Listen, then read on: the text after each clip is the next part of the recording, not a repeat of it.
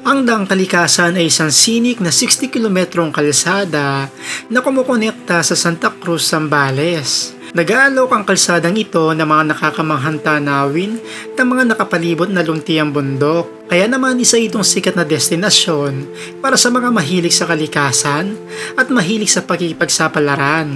Ang kalsada ay sikat dahil sa mga palikulikong landas at matataas na tanawin. Ang Daang Kalikasan ay bahagi ng isang mas malaking inisyatibo upang mapalakas ang ekoturismo at mga lokal na ekonomiya.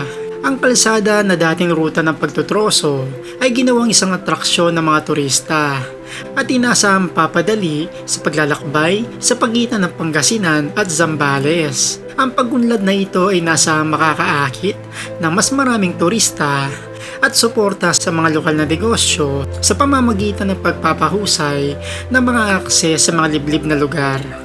Ngunit sa kasalukuyan, hindi pa pinapayagan ang mga turista o mga motorista na makadaan mula mga Tarem, Pangasinan papasok ng Daang Kalikasan. Pero meron naman isang alternatibong ruta. Ito naman ang Daang Katutubo.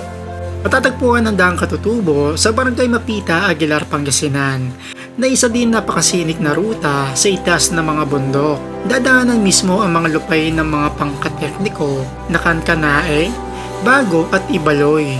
Meron itong 24.22 kilometrong kalsada na magkukonekta sa Daang Kalikasan ng mga Tarem, Pangasinan.